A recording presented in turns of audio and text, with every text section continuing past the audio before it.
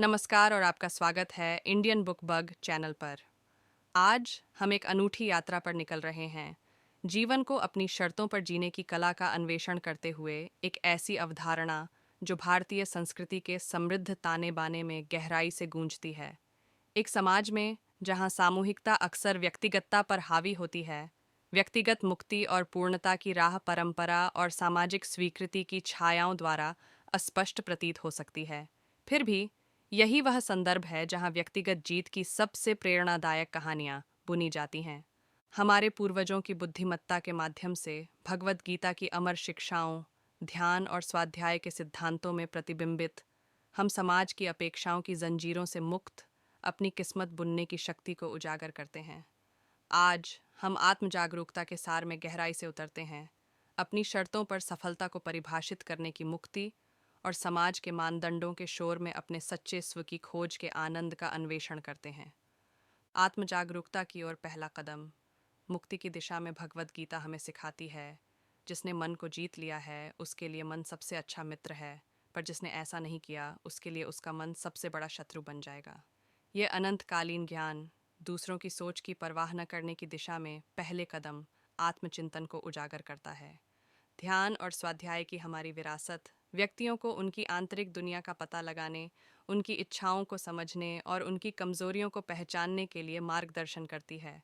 यह आत्मनिरीक्षण की यात्रा हमें स्पष्टता प्रदान करती है ताकि हम सामाजिक उम्मीदों की भीड़ में अपनी आवाज को पहचान सकें। अपने मूल्य निर्मित करना वह क्या है जो मायने रखता है।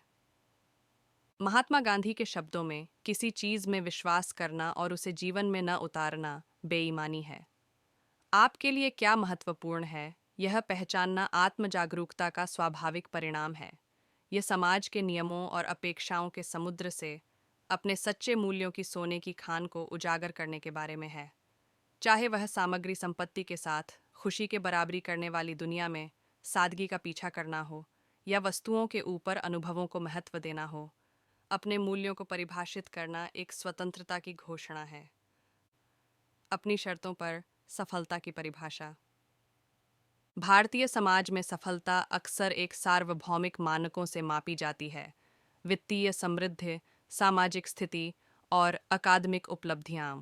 हालांकि सच्ची सफलता एक व्यक्तिगत यात्रा है।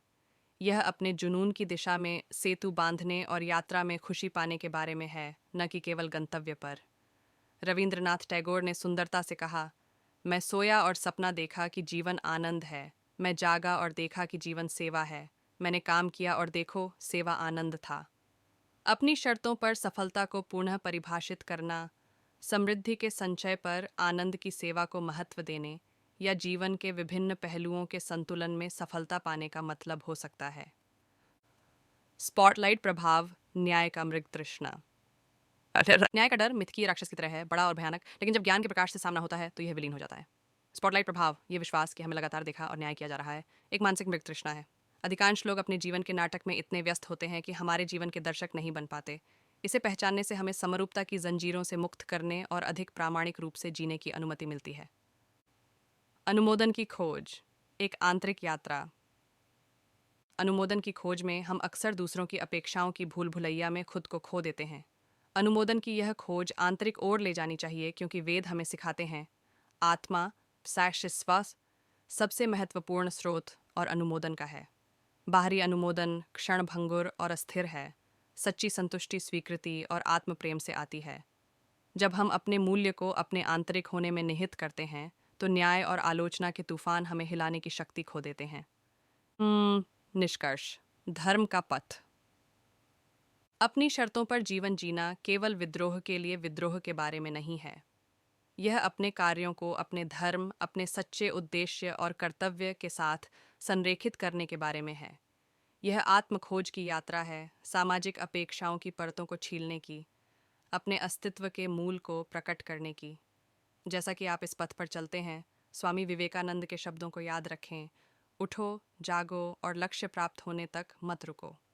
इस यात्रा को साहस, आत्मचिंतन और अपने सच्चे स्व के प्रति अडिग प्रतिबद्धता की एक यात्रा बनने दें।